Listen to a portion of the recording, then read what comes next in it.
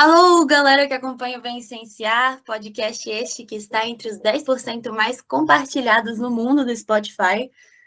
Vocês têm noção do tamanho disso, galera? Que orgulho, hein? Marquinhos e Jason querem falar um pouco sobre isso, sobre essa experiência, que maravilha isso.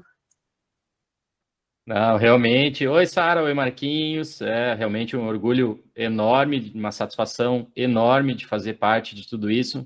Projetinho que começou tão pequeno, né, com a humilde experiência de tentar levar ciência para a nossa sociedade e hoje está aí em tantos países diferentes, né, sendo escutado por milhares de pessoas, alcançando níveis que eu não sonhava, acredito que o Marquinhos também não, e, né, consequentemente, o fruto do trabalho gerou que a Sara está aqui hoje conosco também. Então, esse projeto, para quem está ouvindo o Vicenciar pela primeira vez, ou não ouviu outros episódios que a gente comentou, né, sobre isso, foi uma ideia minha aqui, botei o Geiso nessa bagunça para a gente começar, e era mais uma desculpa para a gente se encontrar até, eu e o Geiso, assim, para gravar, e aí a gente gravou 3 episódios e veio a pandemia. E aí, então a gente transformou a parada em online, mas durante a pandemia a gente viu a necessidade de divulgar a ciência e começou a investir um pouco mais de tempo e a coisa foi crescendo e hoje a gente está aí, né? Ainda um trabalho independente, né? Eu sempre gosto de deixar claro que a gente não recebe nada, não monetiza nada aqui, né? Então é um trabalho, né, de ciência pura, assim, né? Porque a gente tem essa vontade. E está dando muito certo. Como a Sara falou, a gente está entre os 10 mais compartilhados do mundo, e isso, para a gente, nunca pensamos em chegar nesse nível, né? E a gente agradece a Sara aí por ter aceito esse desafio de estar com a gente. Obrigado, viu, Sara? Os números nossos na Apple Podcasts, eu nunca entendi muito bem por quê, mas eles são muito melhores, né? Spotify, a gente está meio que crescendo agora, é estranho isso. Trabalho de formiguinha, né? Vai aos pouquinhos e a gente vai chegando ao nosso objetivo, que é divulgar a ciência o máximo possível.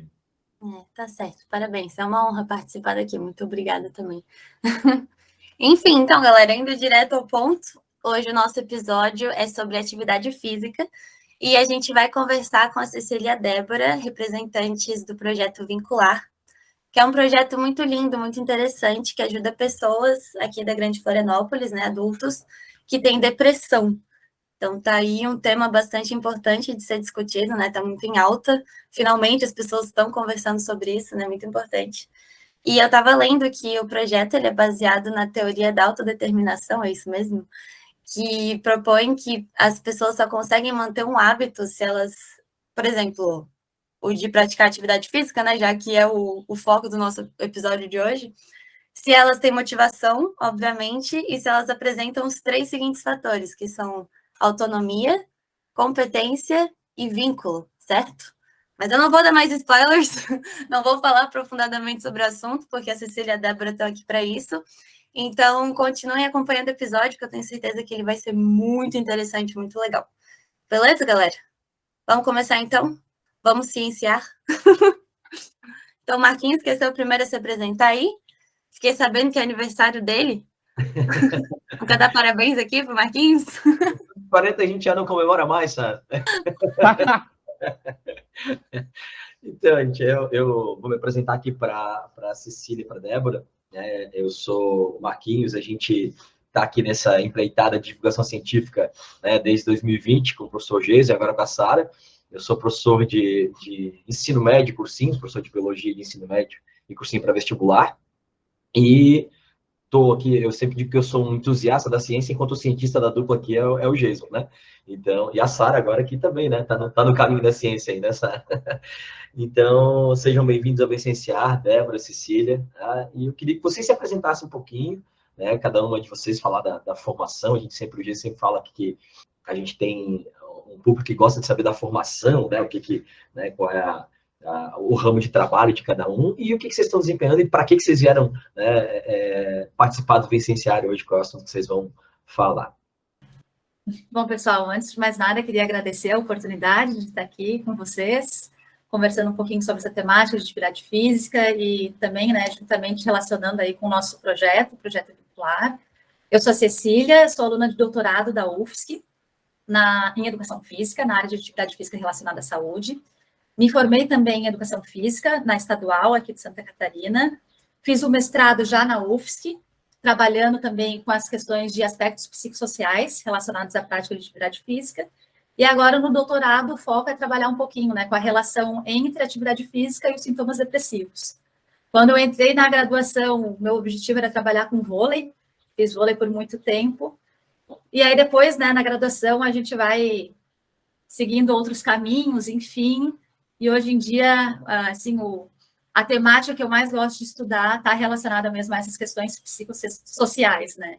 Então, no meu mestrado, eu trabalhei com adolescentes e agora o foco é em adultos, principalmente, né, relacionando aí a atividade física e a depressão. Bom dia a todos. Eu sou a Débora e eu também gostaria de agradecer, assim como a Cecília falou, o convite de vocês. A minha história da Cecília é um pouco diferente. Eu cheguei a fazer uma outra graduação, eu me formei como técnica em Química no IFSU, no Rio Grande do Sul. Aí eu cheguei em fazer um curso de bacharelado em Química, mas aí eu vi que a minha área não era essa, minha paixão mesmo era por Educação Física.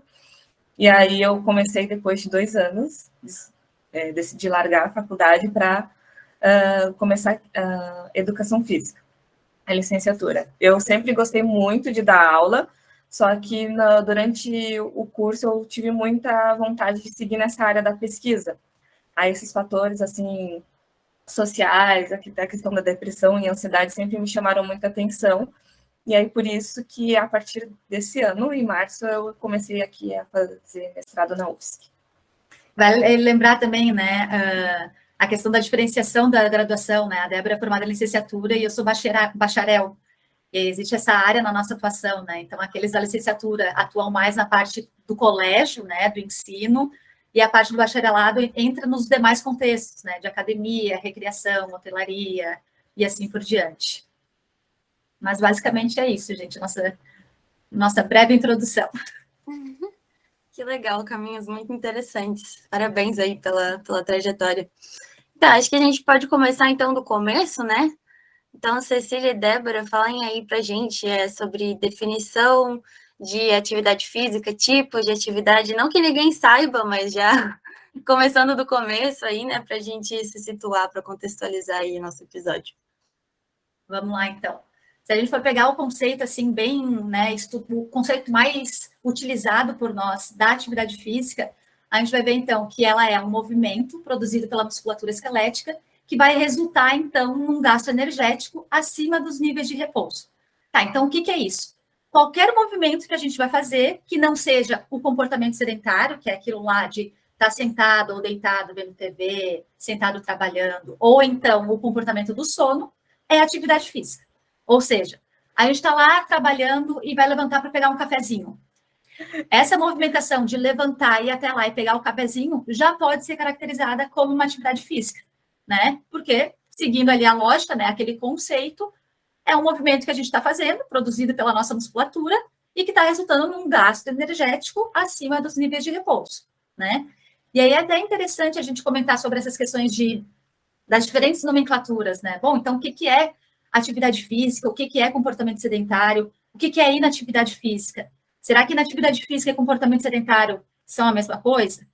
E aí, às vezes, a gente se confunde, mas, na verdade, não são a mesma coisa, né? Então, a atividade física é esse movimento, o comportamento sedentário ele é caracterizado, então, né, por situações em que a pessoa está sentada, reclinada ou deitada, estando acordada, né? Então, ela pode estar lá sentada, somente descansando, pode estar no contexto do trabalho, lá no computador, em reuniões, enfim, pode estar no celular, vendo televisão, jogando videogame, existe aí uma variedade enorme, né, de tipos de comportamento sedentário. E aí, a inatividade física, o que seria? Seria o não cumprimento das recomendações de atividade física. Então, vamos voltar um pouquinho. A Organização Mundial de Saúde e outras instituições criaram as recomendações de atividade física. Então, qual seria o mínimo recomendado de atividade física que uma pessoa deveria fazer para ter benefícios para a saúde? E aí foi determinado, então, que a pessoa deveria praticar 150 minutos por semana de atividades de intensidade moderada ou então 75 minutos por semana de atividade moderada vigorosa, que daí então, né, o sujeito fica com mais dificuldade de respirar, ele já não consegue fazer atividades e conversar ao mesmo tempo, né? São atividades mais intensas.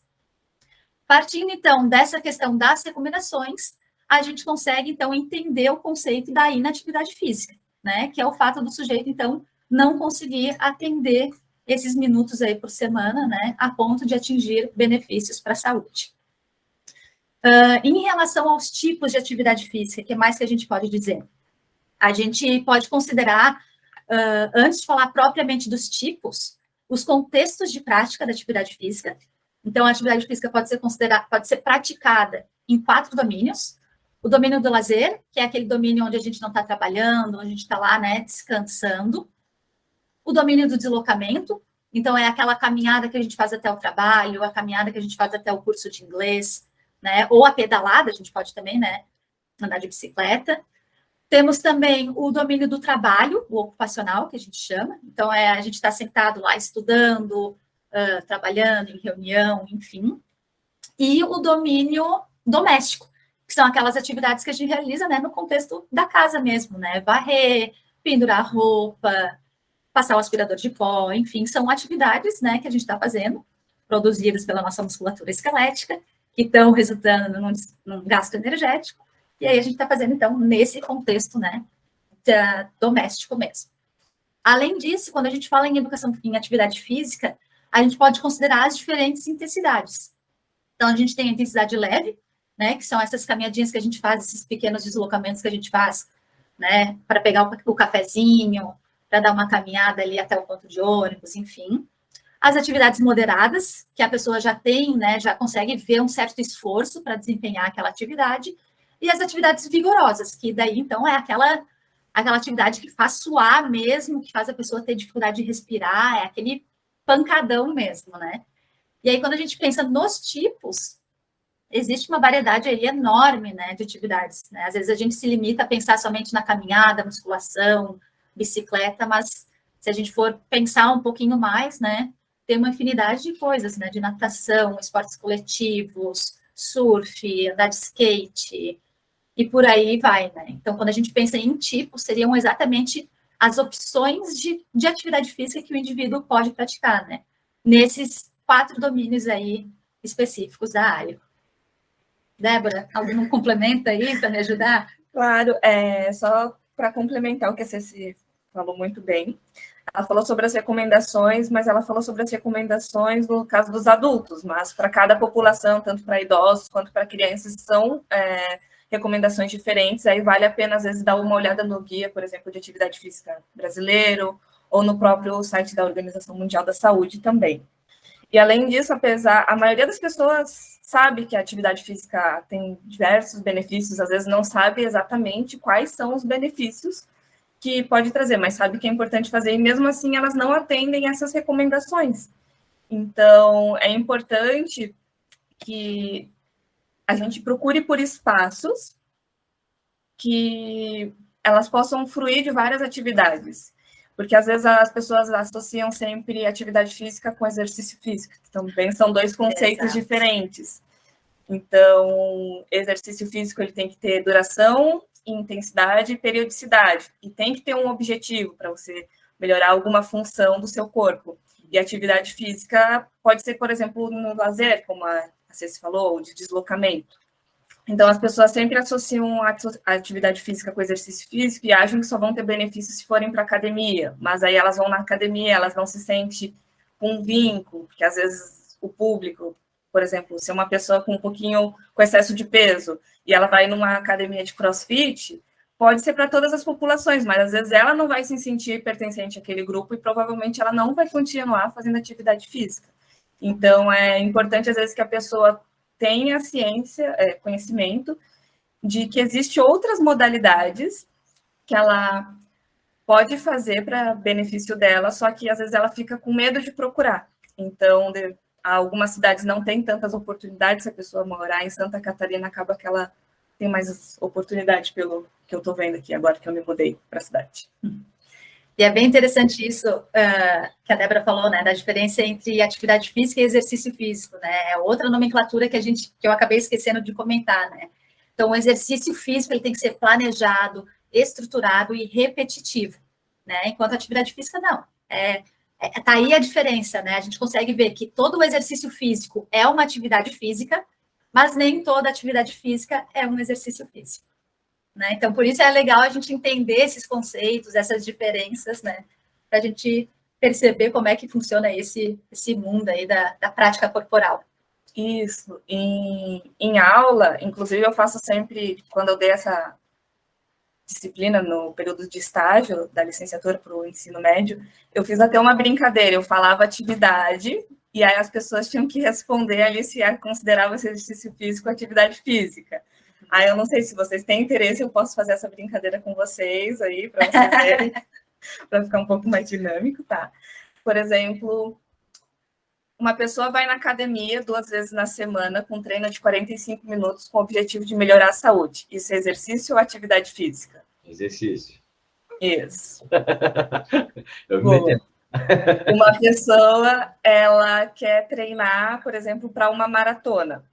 Então, 1 vez na semana, ela sai para correr 3 quilômetros, porque é o período de tempo que ela tem, é exercício ou atividade física. Mas é toda semana. 3 quilômetros só. 3 quilômetros. Porque acho que tem uma questão de definição do tempo ali, né, Débora? Isso, aí depois ela vai... Mas começa com 3 quilômetros, depois ela vai melhorando, vai aumentando o tempo. Então acho que é exercício. Tá. E vocês aí de cima, que estão no meu quadradinho de cima, Eu chutaria exercício também, mas agora eu não sei mais. Já fiquei confusa, né? É complicado. Mas como ela tem um objetivo de ir, por exemplo, uma maratona, ela tem uma frequência na semana e tem uma distância, óbvio que depois, conforme ela vai melhorando as condições dela, condições corporais, ela vai acabar correndo mais distâncias, né? Mas quando ela começa com isso, acaba sendo exercício. Estruturado e planejado. Exatamente, né? Obrigada por aquelas palavras. Agora, nós aqui decidimos fazer uma pedalada num domingo. É exercício ou atividade física? Atividade.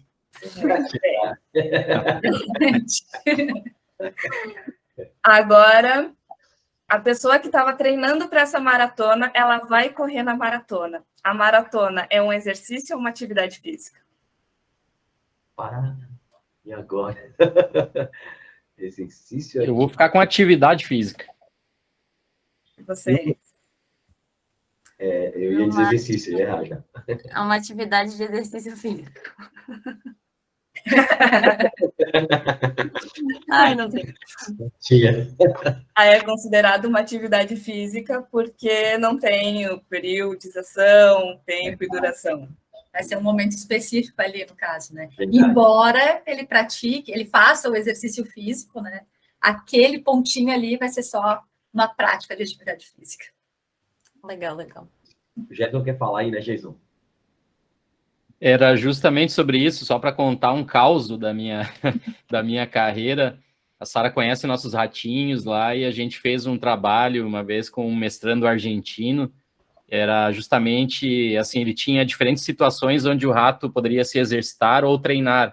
E eu lembro a gente submeteu o artigo científico e tomamos um pau dos revisores, porque eles vieram justamente, vocês têm que esclarecer aqui. Quando o animal tem a rodinha de correr na caixinha dele, que ele pode ou não correr lá na rodinha, é uma atividade física. Quando vocês estão colocando ele todo dia na esteira para correr tantos minutos, para ver o músculo dele, para ver a capacidade pulmonar, enfim, outras coisas, é um treinamento, né? Já passa a ser um exercício, não é mais uma atividade física. E aí ele fez a gente mudar toda a lógica do artigo, título, resumo, a palavra, corrigir tudo, reinterpretar dado. Mas, enfim, foi publicado, deu certo, o mestrado terminou, tá tudo certo. Se o licenciado existisse antes disso aí, já tinha facilitado o teu orientando.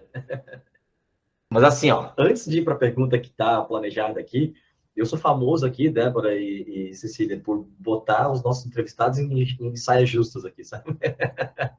Mas é que é uma dúvida que eu tenho mesmo. Eu tenho um casal de amigos que são educadores físicos, são bem próximos do meu convívio, assim, e a gente sempre, o Nivaldo e a Manu, beijo para vocês, eles ouvem a gente, e a gente sempre discute a questão, vocês deixaram muito clara a diferença entre atividade física e exercício físico. Aí a discussão é, o que é esporte? Existe um esporte que não seja uma atividade, um exercício físico? Porque o questionamento é assim, xadrez. Para mim, xadrez é esporte. Por Jason também, o Jason compete em xadrez, né? Agora, eu sei que na educação física, tem gente que não considera xadrez um esporte, né? Sei lá, truco, sinuca, pebolim, é esporte, não é esporte? Né? Vocês conseguem esclarecer um pouquinho isso pra gente, meninas? Ó, já estava empurrando para a Débora. Ó, Débora, vai contigo, eu complemento. Então, exatamente. Quando eu entrei na graduação, também teve essa discussão e eu não aceitava. Eu demorei bastante. Eu demorei uns 6 meses para aceitar que xadrez, por exemplo, era esporte. Para mim, tinha que suar para ser considerado exercício ou esporte, né? Mas, sim, agora sim, sob pressão, mas fica mais difícil. Mas é que o esporte ele é considerado quando, por exemplo, ele tem que ter regras bem definidas, tem que ter uma institucionalização, então outras pessoas, então é uma atividade mais organizada. Não pode ser, por exemplo, uma brincadeira de pega-pega. Tem regras definidas, as pessoas sabem brincar, mas não tem uma instituição formada. Então, por isso que algumas atividades são consideradas esportes e outras não. O xadrez agora o pessoal aceita mais, né? Mas agora outra briga que está tendo também é com esportes, né? Que é aqueles jogos de tiro, também tem bastante preconceito, que falam que não é esporte, mas também tem que ter todo um preparo, tem estratégia, tem também uma institucionalização e tem regras. Não sei se estou esquecendo de alguma coisa também. Não, acho que esporte. Eu acho que é basicamente isso, assim, né? Ainda, até mesmo os profissionais de educação física discutem sobre essas diferenciações, né? A gente ainda tem muita discordância em relação a isso, né? E a gente vai pensar também nessa questão, né, de esporte, jogos, o que é jogo, o que é esporte, o que é brincadeira, né? É um contexto bem amplo, né? Um assunto bem amplo. Então, se a gente for pensar nos jogos de tabuleiro, o que a gente considera, né? Eu estudei isso na minha graduação, na parte de recreação e lazer, né? Então, está vinculado com a nossa área, mas até que ponto a gente pode considerar isso, né, como uma atividade física? Provavelmente não, né? Se a gente for considerar lá o conceito, não vai ser. Mas tudo isso está interligado, está relacionado com a nossa área de educação física, né? E outra coisa também que eu até pensei que fosse comentar dos Exer Games. Ah, sim, que aí eles são esporte, não sei se vocês conhecem os Exer Games, sabe o que são jogos de videogame ativo. Aqui vocês comentou isso porque por 3 anos eu estudei isso durante a minha graduação, os Exer Games. Então, por exemplo, jogos que vocês provavelmente conhecem, aquele Just Dance, tem o DDR. Então, você utiliza o seu corpo para poder jogar. Então, esses são considerados Exer Games, mas eles ainda são mais aceitos pela educação física, por eles usarem movimentações, porque usa bastante o cardio, dependendo da atividade que você escolher. Então vão ter esportes que não são atividades físicas, né? Você pega, por exemplo, eu sempre penso muito no xadrez, no pôquer, né? Que é uma coisa muito organizada, mundial e tal. Meu irmão gosta muito de jogar pôquer, ele participa de campeonatos e tal, é tudo muito organizado, tem regra, tem uma instituição, né? Como a Débora falou, mas não é atividade física. Ocorre um esforço cognitivo, mas não um esforço físico. Há um gasto calórico, né? Mas não um cardio, né? Como a Débora falou. Mas eu fugi um pouco do assunto, peço desculpas, eu vou voltar aqui para o assunto, tá? Porque a minha pergunta para vocês, e antes de fazer a pergunta, vou contar um pouquinho, a gente sempre conta um pouquinho da nossa história aqui, né, Geisa? Tanto eu quanto o Geisa, eu não sei, a Sara, eu estou conhecendo a Sara há pouco tempo, mas tanto eu quanto o Geisa, a gente foi atleta, né? De futebol lá na adolescência, né? E depois na fase adulta eu acabei entrando no futebol americano, fui atleta de futebol americano durante 10 anos, e a Débora comentou a história de quando você faz uma atividade física, às vezes não se vai tentar um crossfit lá e não se pertence, não sentir, né, pertencido àquele ambiente e tal, né? E eu gosto muito do futebol americano, estou aqui com o meu bonezinho do time que eu torço, da NFL e tal, do Chargers, porque ele é um esporte muito democrático, né? Então a gente tinha, na época que estava no time, a gente fez uma escolinha de futebol americano, e a gente recebeu jogadores já adultos do time, que eram, às vezes, pessoas que não se achavam em nenhum outro esporte, porque eram muito pesados, muito grandes, e no futebol americano tem espaço para isso. Então tem espaço para o cara que é magrinho, para o cara que é gordinho, para o cara que é... Né, tem para tudo, assim, né? Então, eu queria, já puxando o gancho também nessa parte de tentar uma inclusão nos esportes, ou tentar esportes diferentes, que vocês falassem para a gente um pouquinho sobre a importância e os benefícios da atividade física, não só do esporte, né? Eu falei aqui do futebol americano, que é um esporte, é uma atividade física, mas da atividade física na vida das pessoas. Assim. Quando a gente fala, né, praticar atividade física, a gente vai pensar na questão, né, cuidar da saúde, melhorar a qualidade de vida. Mas os benefícios da atividade física vão muito além disso, né? Não é só essa questão de saúde e doença, embora isso seja muito importante e muito discutido na nossa área. Estudos aí vêm destacando a importância da atividade física para prevenção e tratamento de diferentes doenças crônicas não transmissíveis, enfim, como diabetes, câncer, obesidade, a própria depressão, né?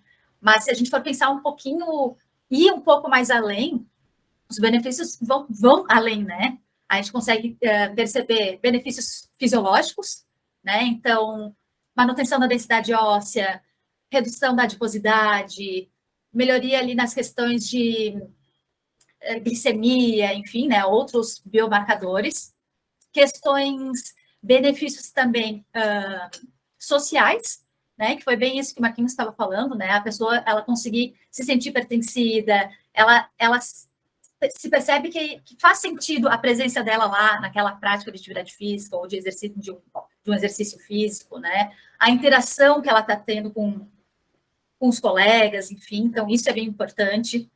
Psicológicos, né? A pessoa que pratica um exercício físico, putz, ela se sente melhor, ela reduz os níveis de ansiedade, né? Se sente mais bem-humorado, aumenta a autoestima. E aí é importante também a gente ver que dependendo da fase da vida, a gente consegue identificar benefícios específicos.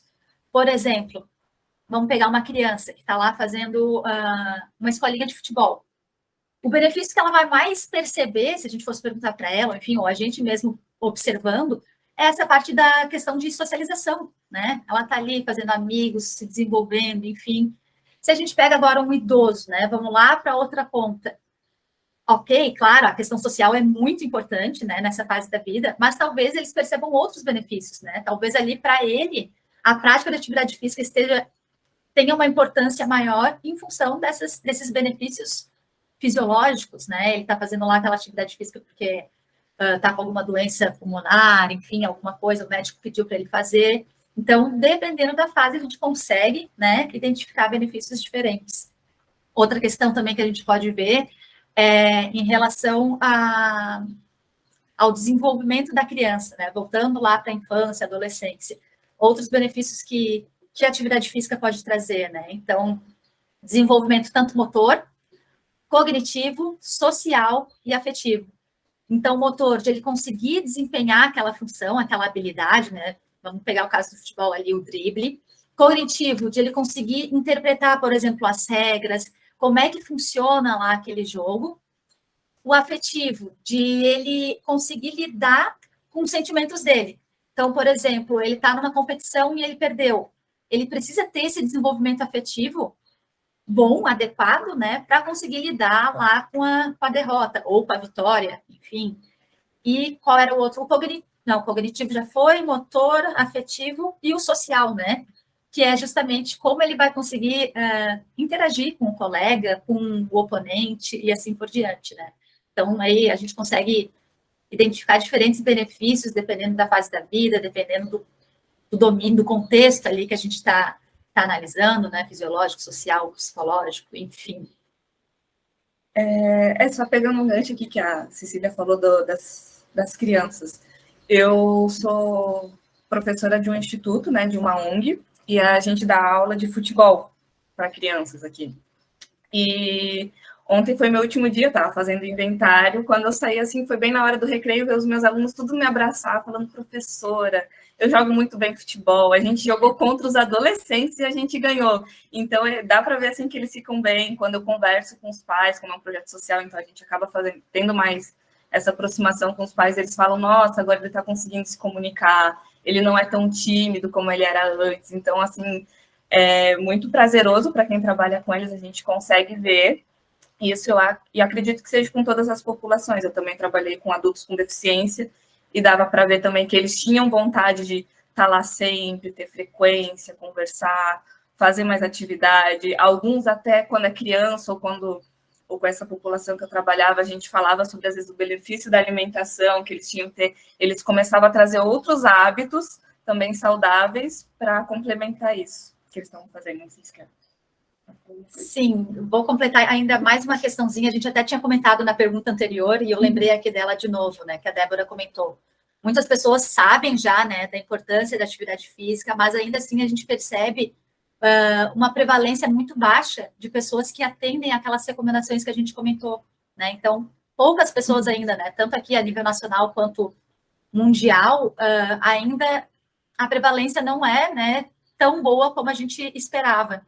E isso, às vezes, também ocorre em função de fatores associados à atividade física, né? Então, a gente percebe, por exemplo, que alguns fatores sociodemográficos estão relacionados à prática de atividade física. Vamos dar um exemplo. Normalmente, os estudos indicam que mulheres costumam praticar menos que homens, né? Por que será isso? Talvez seja em função do ambiente que elas estão praticando, talvez seja por questão físicas, né? No sentido, não quero suar, algo do tipo. Em relação à idade, a gente percebe que as crianças costumam praticar mais, né? Quanto mais novo, maior a prática. E conforme vai passando os anos, a pessoa vai deixando de praticar atividade física. Renda e escolaridade também estão relacionadas, né? Pessoas com baixa escolaridade ou com uma renda menor costumam praticar menos. Talvez, né, pela falta de oportunidade de prática, né? E aí a gente pode pensar aí em algumas possíveis explicações para isso, né?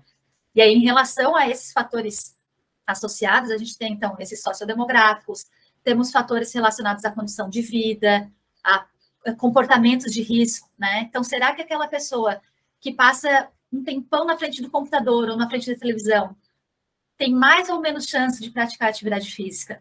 Será que aquela pessoa que consome álcool em excesso vai ter mais ou menos chance de praticar atividade física? Então, a gente consegue ver que existem diferentes fatores e diferentes, né, contextos, vamos dizer assim, né, sociodemográfico, psicossocial, de estilo de vida, que vão afetar também a prática, né? Então, embora a gente saiba dos benefícios, muitas vezes a gente não consegue praticá-los em função disso, né? Desses elementos aí que estão associados ao comportamento ativo. Eu tenho uma perguntinha antes do Geisa, não deixei o Geisa falar hoje ainda, desculpa, professor Geisa, né? Logo vou deixar. É que eu ouvi, Débora, Cecília, várias vezes, assim, de várias pessoas, da área, inclusive, e aí acho que é uma questão até de opinião, não sei se há algum dado concreto quanto a isso, mas eu ouvi muitas vezes falar assim, se tu faz atividade física só uma vez por semana, tipo, jogar, tu já tem um certo grau de obesidade e tal, sedentário, vai lá, joga uma hora de futebol, que nem é uma hora que vai trocando, joga lá, né, 40 minutos de futebol, meia hora de futebol, uma vez por semana, é melhor não fazer. Isso é verdade? O que vocês têm? Ou é melhor fazer mesmo que seja pouco? Queria discórdia entre as duas amigas. Foi. Eu estava balançando que sim, ela já balançou que não. Eu acho que é a forma de dizer. Não, é importante que ela continue fazendo exercício independente. Teve, inclusive, uma discussão durante as aulas de mestrado que perguntaram exatamente isso, né? Porque teve estudos que diziam que quando uma pessoa, por exemplo, tinha obesidade, começava a fazer exercício, ela podia, por exemplo, ter um ataque cardíaco. Só que a probabilidade disso acontecer é muito baixa e ela tem que ter uma atividade vigorosa, estar em uma atividade vigorosa, assim, muito alta. Aí a gente até buscou na internet, a probabilidade de acontecer um acidente do carro, da pessoa indo dirigir para o carro, era muito maior do que se ela estivesse fazendo exercício. Então, não. Então, realmente, é mais importante fazer exercício do que não fazer nada. E só pegando um pouco aqui a questão do gancho que a Cecília comentou, e só complementando, às vezes tem essa questão de estereótipo, né? Que é uma outra estudo que eu fazia bastante, inclusive foi meu TCC, que é a ameaça de estereótipo. Então, quando eles ameaçam pessoas, assim, comentários que fazem pessoas que estão em vulnerabilidade não se sentir pertencentes. Então, por exemplo, dizer para uma mulher que ela não pode jogar hóquei, rugby ou até futebol americano, porque é um esporte masculino, dizer para uma pessoa que é gordinha que ela não pode fazer atividade física porque ela pode, por causa do sobrepeso dela, ou até uma pessoa com vulnerabilidade social, por exemplo, golfe, tênis, é um esporte de rico, então isso daí também são fatores que fazem com que a pessoa não pratique atividade física. Eu acho legal essa discussão, porque se a gente for pegar, né, as diferentes áreas da educação física, eu acho que as pessoas podem ter opiniões diferentes, né? Então, a gente que é da área da atividade física e saúde, eu, pelo menos, defendo a ideia de que qualquer atividade é válida.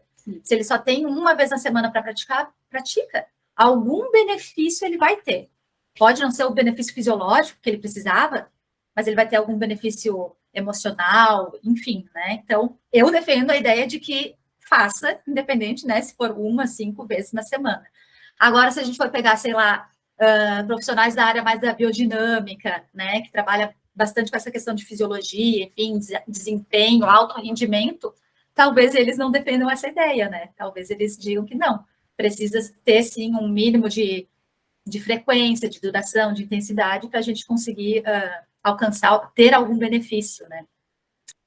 E às vezes uma atividade até meio bem leve já faz benefícios. A gente tem o projeto, a gente vai até falar um pouquinho mais dele, que é o Move Mais, que trabalha com pessoas com sobrepeso.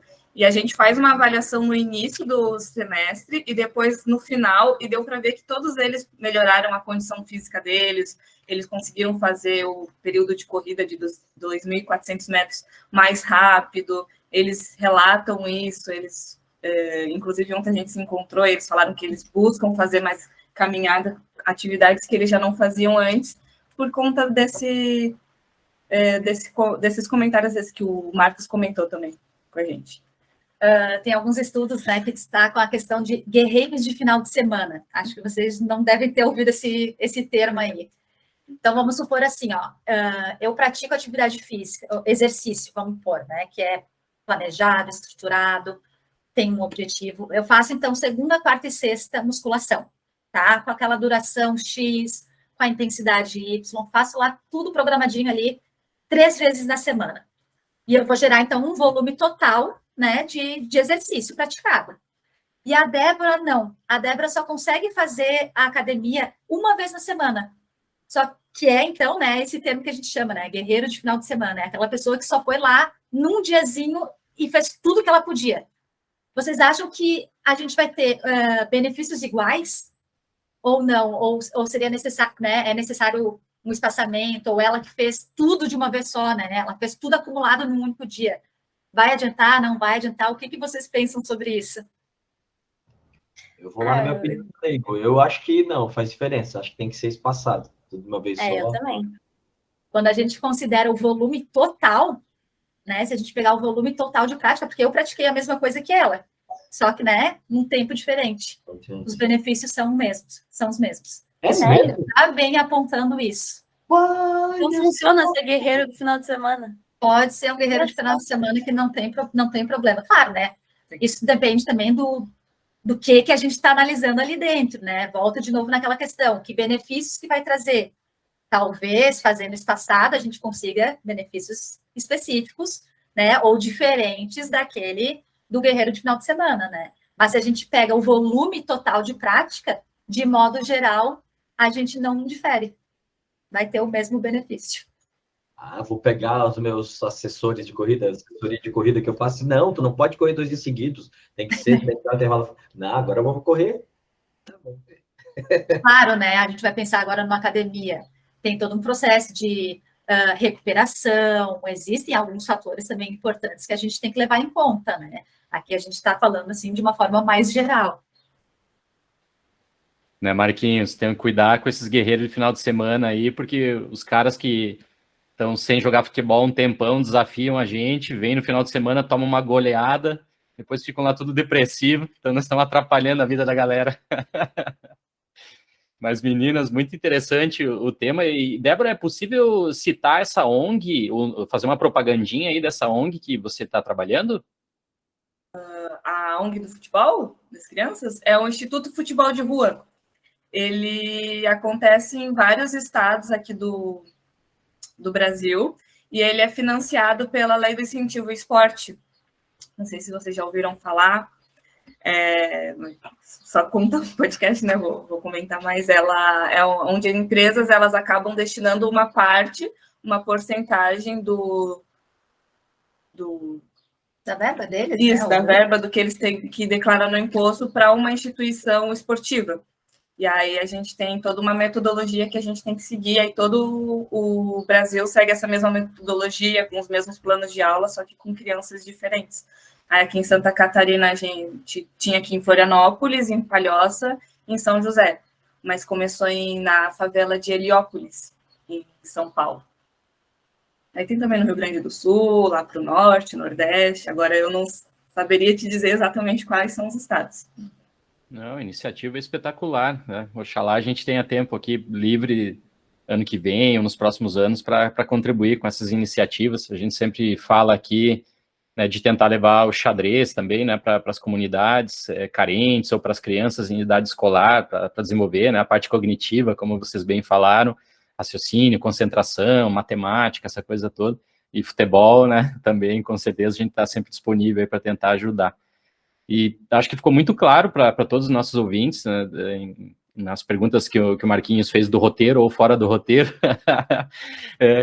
O papo de vocês realmente uma aula sensacional e para mim, eu creio para os ouvintes, está bastante claro que a atividade física, o exercício físico, o esporte em si, ele é bastante benéfico, mas ao mesmo tempo, né, a gente está vendo aqui na sociedade brasileira, e dá para citar alguns outros países, para não ficar papo muito longo, Estados Unidos, por exemplo, né, a gente tem um índice de sedentarismo elevadíssimo, né, um índice de IMC muito grande na população, diabetes estourando aí os números. Então, pô, é um negócio tão prazeroso, tão legal, que dá tanto benefício e, ao mesmo tempo, né, a gente está, como sociedade, assim, correndo um pouco na contramão e tendo todos esses problemas de saúde causados pelo sedentarismo, né, ou pela falta de atividade física. E aí, então, nesse sentido, para combater esses problemas, tem que surgir, provavelmente, alguns projetos, né, como, assim, que tem um objetivo, né, de ajudar essas pessoas. O que vocês poderiam falar, além da ONG maravilhosa aqui, falar de mais alguns outros projetos, iniciativas que estejam em andamento, assim, no Brasil, ou mesmo aqui na universidade, que tenham, então, esse objetivo de popularizar a atividade física e salvar a nossa população e melhorar a saúde da população? Nas universidades federais, de forma geral, elas sempre trabalham com pesquisa, ensino e extensão, né? E acaba que os projetos de extensão, todas elas acabam promovendo alguma extensão, algumas mais, outras menos. Aqui na UFSC mesmo, eles abrem, como eu comentei um pouco antes, eles abrem todo o início de semestre um edital ofertando essas atividades de extensões. Algumas são gratuitas e outras são pagas, mas num valor super acessível, que é mais para pagar os bolsistas que estão atuando ali. Só no nosso núcleo de pesquisa, que é o Núcleo de Pesquisa em Exercício Físico e Doenças Crônicas Não Transmissíveis, o NUPEFID. O NUPEFID, a gente tem 6 atividades voltadas a populações com alguma doença crônica, né, que é o que é a nossa linha de pesquisa, mas ainda existem outros núcleos. Só no nosso núcleo agora estão recrutando pessoas com problemas de pressão arterial, que é o Pressão na Boa, que eles vão utilizar um aplicativo. Tem também o nosso projeto, né, o Vincular, com população com sintomatologia depressiva. Tem o PROCOR, que é para quem tem risco, para prevenção e reabilitação cardiovascular.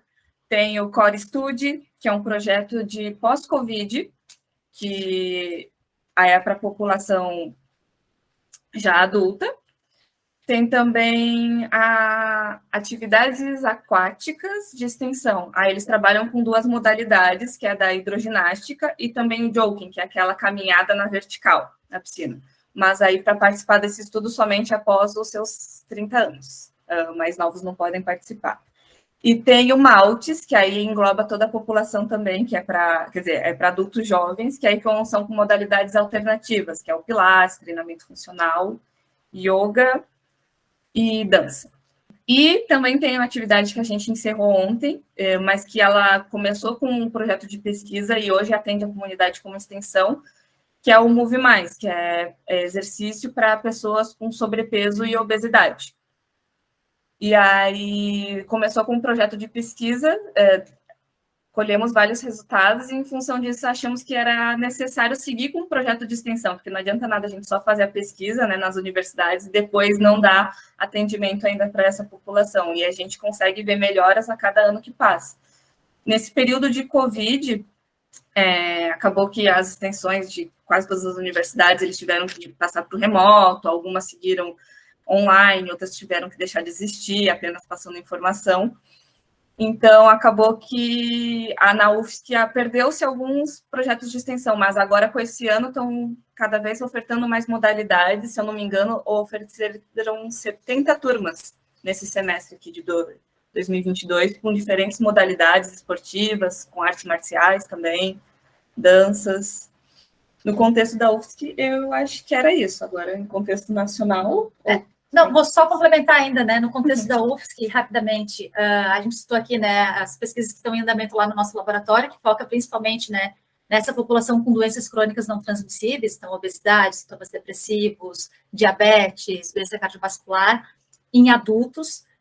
Existem outros laboratórios de pesquisa também que desenvolvem pesquisas com crianças e adolescentes, né, ou estudantes, então focam, por exemplo, na relação da atividade física com desempenho acadêmico, em estudantes, né? Tem outros laboratórios que focam na questão de composição corporal, também tem outros com foco mais direcionado à população idosa, né? Então, se a gente for pegar ali somente o contexto da UFSC, a gente já consegue ver uma diversidade aí enorme, né, de projetos, enfim, claro, né, tudo depende também do objetivo, né? Mas, de modo geral, todos trabalham com atividade física com algum fim, né? E outra coisa também que é importante comentar novamente, né, os contextos. Aqui a gente está dando exemplos de projetos, enfim, relacionados à atividade física e saúde. Mas existem também outras propostas, né, lá da área de teoria e prática pedagógica, que daí foca mais ou na questão, né, do escolar, ensino, a relação com o treinador e o atleta. Temos também ali a área de biodinâmica, né, que daí o foco deles, tipo, os projetos vão ter um foco mais direcionado a essa questão do alto rendimento, né, então, quando a gente fala em projetos aí a nível nacional ou internacional, vai ter uma infinidade de coisas, né? Existem já muitas propostas relacionadas a isso. E vale lembrar também que sempre é bom procurar até dentro da própria cidade. Às vezes tem instituições, às vezes você só ajuda, por exemplo, para pagar uma quadra, um espaço, ou às vezes até são ONGs mesmo, só que nem sempre é bem divulgado. Por exemplo, eu vim de Pelotas, é uma cidade grande, mas não tão grande quanto Florianópolis. E lá eu participava do esporte de hóquei, que também tinha vários adeptos, inclusive mais adeptos ao esporte do que aqui em Florianópolis, que também tem atividade. Então, às vezes tem essas escolinhas que é gratuita, sem fins lucrativos, e também não são financiadas pela essa lei do incentivo ao esporte, porque às vezes não tem conhecimento, às vezes é muito burocrático o que tem que fazer, as pessoas simplesmente preferem só realizar elas. Então, às vezes, até no site da própria prefeitura sempre é divulgado eventos. Final de semana passado teve um evento de patinação na beira-mar, às vezes tem maratona de ciclismo, então é sempre bom procurar, geralmente na área da prefeitura, essa área esportiva, sobre as atividades que as pessoas podem realizar. Aí, no contexto do Brasil, né, pegando mais geral, a gente consegue ver o Ministério da Saúde tem se esforçado, né, para desenvolver alguns projetos, alguns tipos de estudo, enfim, mas existem alguns estudos também, né, bem conhecidos, pelo menos para a gente aqui da área, né, que é a Corte de Pelotas, depois daqui a pouquinho a Débora fala, tem também a Academia da Saúde, que foi um projeto, se eu não me engano, foi desenvolvido pelo Ministério da Saúde, né, de proporcionar ambientes abertos para a prática da atividade física, né? Então, não sei se você já deve ter reparado, né? Aquelas academias que a gente observa na beira-mar ou, sei lá, em algumas praias, né? Isso tudo também são incentivos públicos, né, que prefeituras, Estado, enfim, consegue, né, recursos e consegue inserir aqui na nossa cidade e em outros locais do Brasil, né. Em relação à Corte de Pelotas, é um estudo feito na Universidade Federal de Pelotas, e ele já tem alguns anos, agora de cabeça assim eu não vou me lembrar, mas é que ele faz um acompanhamento a cada 12 anos das pessoas. Então, óbvio que antes dos anos 2000, acaba que não tem tantos dados, assim, porque não conseguiam ter tanto acesso às pessoas como tem hoje, que hoje tem internet, vocês conseguem chamar as pessoas para fazer videochamada para fazer as perguntas e ver como elas estão. Mas é um estudo interessante porque eles avaliam desde da gestação, então eles avaliam como as mães se comportam, o tipo de atividade física que elas fazem, até a criança crescer adulto. A cada 12 anos as crianças são chamadas, eles recrutam novas crianças e elas têm um acompanhamento. A minha sobrinha faz parte desse estudo, e aí quando ela foi fazer o pré-natal, a minha cunhada foi fazer o pré-natal, aí já tinha uma menina com a planilha perguntando se podia fazer parte do estudo, e aí ela tem acompanhamento agora anual, mas antes era mensal. A cada semestre perguntava qual era a atividade que a mãe estava fazendo, como é que estava alimentando, e aí esses estudos estão trazendo várias informações e achados interessantes, mostrando como é que é o comportamento das pessoas, como é que estão se modificando, que aí eles comparam as pessoas antes, né, de toda essa tecnologia com de agora. É legal, né, a gente consegue ver diferentes propostas, né, dentro da área da educação física, então, estudos de acompanhamento em que a gente consegue monitorar, né, ver as mudanças ao longo do tempo, estudos mais de intervenção, né, que a gente consegue, muitas vezes, ir além de laboratório ou dentro de campo e extrapolar para prática clínica mesmo, né, a vida real também das pessoas. Enfim, e aí também, né, complementando essa questão de projetos, coisas que relacionam a atividade física no contexto aqui da cidade, de fora, dia 6 de abril é o Dia Mundial da Atividade Física. Então, normalmente nesse dia, né, diferentes instituições, sejam elas vinculadas à área da saúde ou não, promovem atividades, né, justamente para conscientizar as pessoas, né, sobre a importância da atividade física. Então, empresas mesmo que não tem nada a ver com a atividade física, fazem atividades, né, diferentes órgãos e instituições promovem alguma atividade com esse objetivo, né, de tentar estimular a pessoa a praticar, né, e mostrar um pouquinho, né, sobre a importância, os benefícios, aquilo tudo, né, que a gente já conversou aí anteriormente. Além desse dia que a Cecília comentou, existe também outros dias, por exemplo, tem o Dia do Desafio, não sei se vocês já ouviram falar. Geralmente quem promove ele é o SESC. Então, geralmente ocorre em maio, esse ano foi no dia 25 de maio, e aí as pessoas fazem atividade física, e aí elas tentam relatar qual é a atividade física que elas fizeram. Então, é um questionário bem simples de fazer, mas só para as pessoas terem uma mensuração de quem é que estava praticando atividade física nesse dia.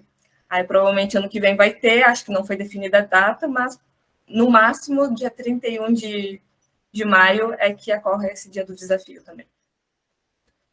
Deixar um grande abraço para o meu amigão, professor da Federal de Pelotas, aí, Fernando Warmeister, desenvolve esses trabalhos super interessantes que a Débora citou. Legal. Eu queria... Bom, eu acho que uma das maneiras muito importantes de devolver para a sociedade, né, um pouco sobre essa história que a gente sempre sente um pouco obrigado, né, no dever, né, de devolver para a sociedade que uma universidade federal nos proporcionou. Acho que uma das maneiras da universidade devolver é com a prática esportiva, né, os projetos de extensão. Eu fui aluno na UFSC, depois já formado, fui aluno do projeto de extensão de judô. Eu comecei a fazer judô já adulto, com a professora Sensei Saraí. Saraí, um beijo para a senhora, aposentada já. E então foi um projeto de extensão que foi muito importante para mim. Inclusive, quando acabou o projeto, por falta de verba e tal, eu acabei parando o judô, né?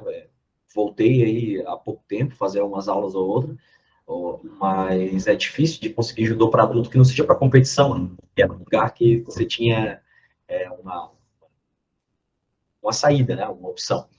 E aí eu queria que vocês falassem para a gente, Débora, Cecília, um pouquinho sobre o projeto vincular, exatamente, quais são os objetivos, qual é a metodologia, né, como é que vocês aplicam esse projeto que vocês estão fazendo parte aí. Bom, então o projeto vincular tem como objetivo proporcionar aulas de aconselhamento, educativas, práticas sobre atividade física para a redução dos sintomas depressivos. Como a Sara ainda comentou no início do podcast, né, esse projeto foi baseado na teoria da autodeterminação. Essa teoria diz, então, que para o indivíduo adotar e manter um comportamento, e aí, nesse caso, atividade física, ele precisa estar motivado intrinsecamente. E para que ele esteja motivado, ele precisa estar satisfeito com as 3 necessidades psicológicas básicas, que é autonomia, competência e vínculo. E o que é isso, né? A autonomia é a capacidade do indivíduo se sentir empoderado, de ele ter a opção de escolher aquilo que ele quer fazer. A competência é quando ele se sente eficaz, quando ele se sente capaz em fazer alguma coisa. E o vínculo está relacionado a essa questão, né? De se sentir pertencido, acolhido, né? De ver que ele consegue, né, ter conexões com as pessoas que estão à volta dele. E aí, o nome do projeto vincular, veio justamente em função disso, né, na tentativa de vincular corpo e mente e vincular também esses 3 elementos da teoria. E aí, né, como complemento ali, a palavrinha vincular termina em lar, que também é um dos nossos objetivos, né, tentar criar um ambiente acolhedor, né, em que a pessoa se sinta à vontade lá dentro e totalmente, né, livre de julgamento. Ali a gente vai estar conversando sobre questões, né, delicadas e respeitar, né, toda a individualidade dos participantes. Para participar do projeto, existem alguns critérios, né? Então, a gente está selecionando adultos de 20 a 59 anos que tenham sintomas depressivos. Então, esses sintomas, eles vão ser identificados a partir de um questionário. Não necessariamente a pessoa precisa já ter o diagnóstico da doença, tá? Não é preciso. E ela também precisa ter ou algum dispositivo eletrônico com câmera e microfone instalado, né? Computador, tablet, celular, porque alguns dos nossos encontros vão ser online. Então, o nosso projeto ele vai desenvolver mais ou menos 50% dos encontros presenciais e 50% no formato online. O que mais? E aí, como é que faz para participar desse projeto, né? O primeiro passo é o indivíduo preencher um questionário online, que a gente disponibiliza o link, ou a pessoa pode entrar em contato com a gente também pelo nosso Instagram e e-mail, que a gente passa daqui a pouquinho. Ela vai preencher, então, esse questionário para a gente conseguir identificar esses critérios de elegibilidade. Feito isso, a nossa equipe verifica ali, né, se ela está atendendo ou não os critérios, e aí a gente passa a informação se ela foi selecionada ou não. Aqueles indivíduos que foram selecionados vão, então, responder uma bateria de questionários também, né, outros questionários para a gente verificar nível de atividade física, comportamento sedentário, enfim, né, as variáveis do nosso interesse. E aí a gente vai pegar esses participantes e vai dividir ele em 2 grupos. O grupo controle, que vai manter as atividades deles habituais, não vai ter nenhuma alteração, e o grupo intervenção, que é aquele grupo que vai, de fato, né, participar da intervenção. Essa intervenção, né, que consiste nessas aulas de aconselhamento, educativas e práticas, elas vão acontecer 2 vezes na semana, com uma duração de 1h30, e ela vai se estender ao longo de 16 semanas, então vão ser 4 meses de acompanhamento. E aí a gente dividiu nessa intervenção em 4 blocos principais. O primeiro bloco é um bloco de contextualização, então onde a gente vai trazer questões mais teóricas, né, mostrando a relação entre atividade física e sintomas depressivos. O segundo bloco é um bloco mais que a gente chama de adesão, que é informando, assim, orientações gerais e específicas para a prática de atividade física. Então, a gente vai estar preparando o indivíduo, né, para começar a fazer essas atividades físicas. O terceiro bloco, que é o bloco de ação, que é o bloco de execução, é o momento onde a gente vai ter bastante prática, e a gente vai conseguir mostrar para eles, né, os diferentes contextos, formas e tipos de atividade física que eles podem praticar. E o último bloco é o bloco da aderência, né, ou a manutenção. Então, a gente vai passar algumas informações sobre como ele pode manter aquele comportamento a curto e a longo prazo. Feito isso, então, a gente repete todas as nossas... A gente aplica novamente, né, questionários, enfim, para a gente comparar como é que foi, né, esse antes e depois. E após 6 meses, nós também vamos replicar esses questionários, justamente para ver se eles conseguiram manter aquele comportamento, né, depois que a intervenção acabou. Caso a gente consiga encontrar resultados positivos para essa intervenção, aqueles participantes que ficaram no grupo controle vão participar também, então a gente vai oferecer todas essas aulas para esses participantes, né? E vale destacar aqui também, né, que a gente vai respeitar a individualidade do indivíduo, ele não tem a obrigação de se expor nas aulas, né? A gente vai tentar fazer uma coisa bem flexível aí para atender, né, todos aqueles que entrarem no projeto. Para, né, caso alguém aí esteja nos ouvindo e queira participar, queira saber mais do nosso projeto, a gente tem um Instagram, que é o projeto.vincular.ufsc. Temos o nosso e-mail também, que é o projeto.vincular.ufsc@gmail.com. E qualquer coisa também pode entrar em contato pelo WhatsApp 999838520, um DDD 48. Débora, esqueci alguma coisa? É só importante, assim, em relação aos encontros, então, a gente todos os encontros, eles vão tentar abordar sobre a autonomia, o vínculo e a competência.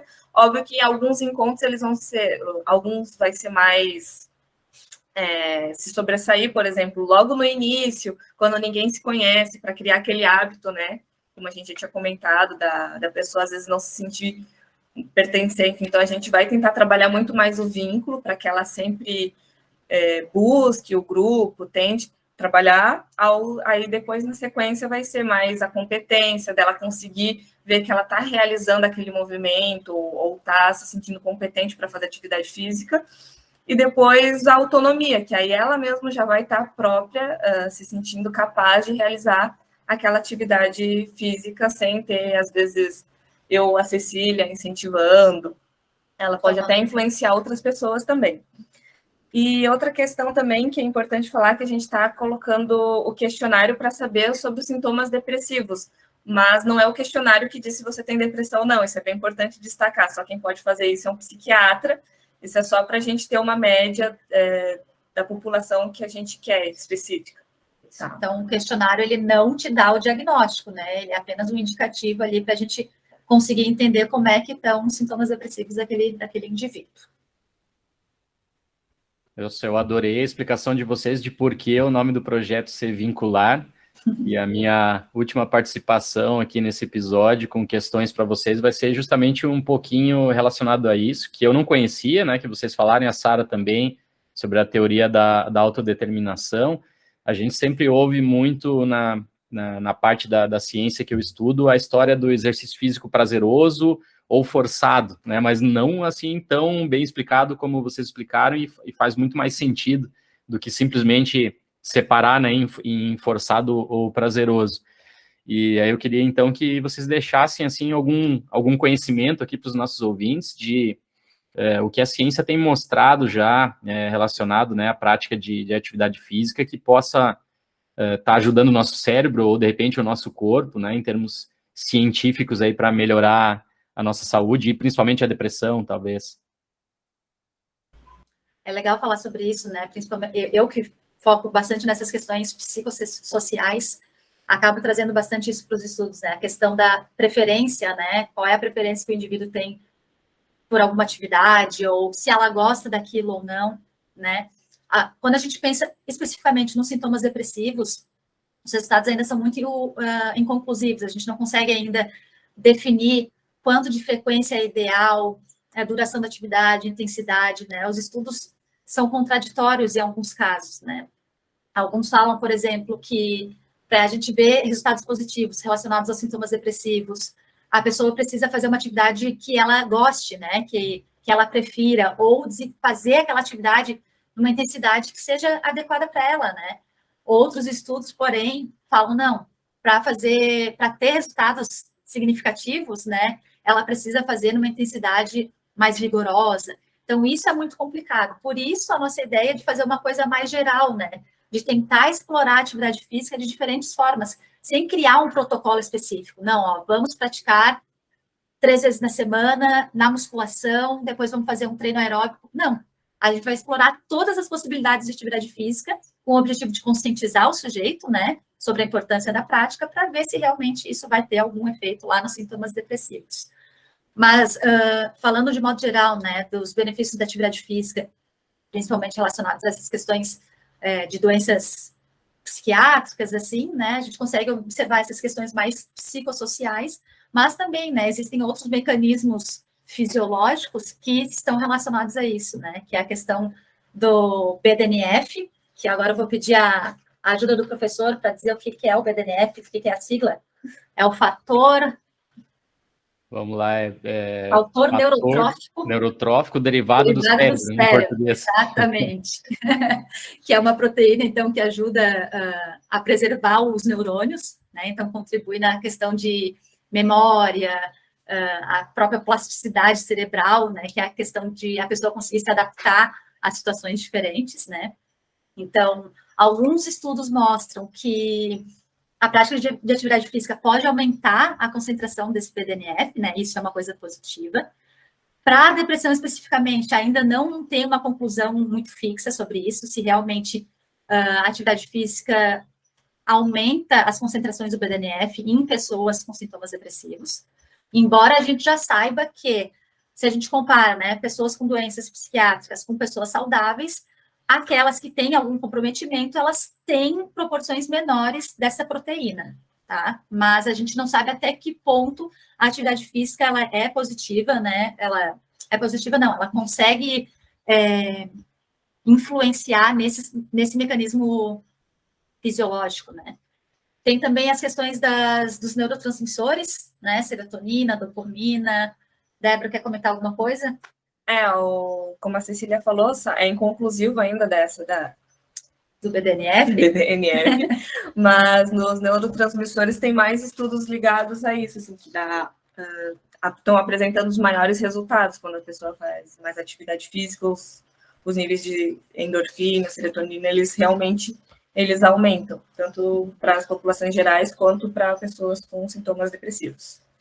E aí vai gerar, né, aquela sensação de bem-estar, uma sensação de tranquilidade, né? Por isso que a gente recomenda muito a prática de atividade física e vê muito isso também na prática, né? Aquela pessoa que está muito ansiosa, está estressada no trabalho, vai dar uma corrida, vai praticar alguma coisa, né? Alguma atividade física que, com certeza, algum benefício ali ele vai encontrar depois daquela prática, né? Seja ele aí fisiológico, psicológico, alguma coisinha ali vai dar certo de alguma forma. Não, e realmente não tem como contestar, assim, pensando na minha experiência pessoal.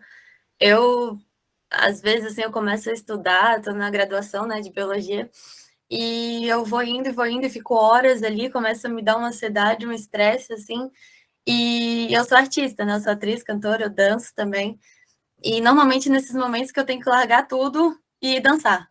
Eu tenho até um espelho aqui no meu quarto, dá para ver. E eu fico ali dançando e realmente, depois que eu acabo, assim, a atividade física me dá uma leveza, passa ansiedade, é instantâneo, assim, na real, durante o exercício eu já vejo que dá muita diferença e eu até consigo voltar a estudar tranquilo, sem estresse, sem ansiedade, funciona melhor, meu cérebro funciona muito melhor. Então, realmente, assim, não tem como contestar, quem realmente pratica atividade física consegue sentir de cara já a diferença, né, em qualquer setor da vida, assim, em tudo. Enfim, muito interessante tudo que vocês falaram, muito obrigada pela participação aqui, e acho que a gente pode fechar com dicas aí, né, para quem quer saber mais sobre atividade física, a relação com o emocional, o que fazer, quem buscar, né, onde pedir ajuda, onde buscar informação. Então, momento final aí para vocês falarem um pouquinho sobre. Principalmente agora, né, quando, em função da pandemia, a gente teve muitas informações divulgadas, né, em redes sociais, sites, essa questão da internet ajudou bastante, né, na divulgação da informação. Então, a nossa sugestão, né, é que as pessoas procurem, existem hoje em dia vários perfis no Instagram que abordam a temática de atividade física, canais no YouTube também, com exercícios, né, com propostas de atividades para fazer. Um detalhe, né, claro que a gente tem que destacar aqui, é que o ideal, né, é que a pessoa sempre procure por um profissional de educação física, né, para entender, saber as orientações, né, mais adequadas para aquela prática, mas ainda assim, hoje em dia, a gente já consegue encontrar bastante conteúdo de qualidade na internet, né? É importante sempre filtrar, né? Não é tudo que a gente escuta, que a gente vê por aí que é verdade, mas ainda assim a gente consegue encontrar bastante coisa bacana na internet, né? Em relação à atividade física, exercício físico, eu até coloquei aqui algumas dicas, né? Existe também um podcast Exercício Físico e Ciência, do professor Fábio Dominski. Lá ele trabalha também com ele traz algumas informações de artigos científicos, por exemplo, mas de uma forma mais facilitada, né, para que as pessoas consigam ter um entendimento melhor do que está sendo abordado naquele artigo. Os canais, né, no YouTube, tem o canal do projeto. Agora eu não vou conseguir dizer para vocês. Depois a gente pode colocar lá na descrição do podcast direitinho o nome do projeto, que a gente sabe também, né, que são projetos que foram bem desenvolvidos, estão sendo bem estruturados, né? Mas, de modo geral, a minha recomendação é essa, né? Tentar sempre se informar, entender como é que funciona, como é que se dá esse processo, procurar por profissionais que entendem, né, daquele conteúdo, e também não ter vergonha, né, de ir atrás para tirar dúvida, enfim, às vezes as pessoas acabam deixando de procurar ajuda, principalmente, né, quando a gente está voltando ainda para o contexto dos sintomas depressivos, né, ainda é um tabu, ainda existe um preconceito muito grande. Então, a minha fala aqui é na tentativa de quebrar isso, sabe, de tentar chamar as pessoas para conversar, para se movimentar, né, para não ficarem isoladas, né. Isso, é exatamente isso que a Cecília comentou. Agora, em função da pandemia, parece que as informações são mais divulgadas, né? Então, provavelmente, se você está assistindo aí de algum lugar que tem uma instituição federal, vai ter algum grupo de educação física, se tiver o curso de educação física, e algum grupo vai estar promovendo alguma atividade. Então, é só você entrar em contato, que a universidade ela é sempre bem acessível. E também os postos de saúde também, eles têm bastante indicação médica, de psiquiatra, às vezes também tem aconselhamento sobre atividade física, é só você ir lá pedir, dizer que está interessado, porque às vezes a gente não tem essa noção de que o SUS também pode fornecer tudo isso para a gente. Mas sim, você pode ir lá, se eles não puderem te ajudar, eles com certeza vão saber te indicar um lugar melhor na sua cidade. E aí também, se alguém quiser pesquisar outras opções, dá para entrar no site do Centro de Desportos, que é o nosso centro lá da UFSC. Lá vai ter ali os projetos de extensão, outras possibilidades, né, para o indivíduo procurar, caso ele tenha interesse. E relacionado, né, mais a essas questões psicológicas, né, sintomas depressivos, ansiedade, as pessoas também podem acessar o site Acolhe UFSC. Lá vai ter uma abinha com diversos locais onde ele pode procurar ajuda, né, tanto no hospital universitário, os centros de atendimento de atenção psicológica, as unidades básicas de saúde. Lá vai ter bastante opção, assim, é bem legal, que está tudo encaminhado, como a pessoa pode entrar em contato, enfim. Acho que a grande mensagem é essa, né? A pessoa precisa se interessar e ir atrás, né, daquilo que ela tá precisando, necessitando naquele momento. É a etapa mais difícil, é procurar por alguma ajuda, porque depois que procura, você consegue encontrar várias alternativas. Com certeza. E qualquer esforço já faz uma grande diferença, né? Como vocês falaram, às vezes só praticar atividade física uma vez na semana você já vai ter benefícios, né? Então, o importante é não desistir e correr atrás, que existem projetos, existe ajuda por aí, é só ir atrás, né? Não é uma atividade, não é uma tarefa simples, né? Às vezes a gente tem dificuldade. Eu mesma, enquanto profissional de educação física, muitas vezes tenho dificuldade de saber, né, onde recorrer, com quem falar, né? Então, a nossa tentativa aqui é tentar disseminar um pouco mais de informação, dar dicas, sugestões de como fazer acontecer, né? Mas a gente também reconhece a dificuldade, né, em relação a isso.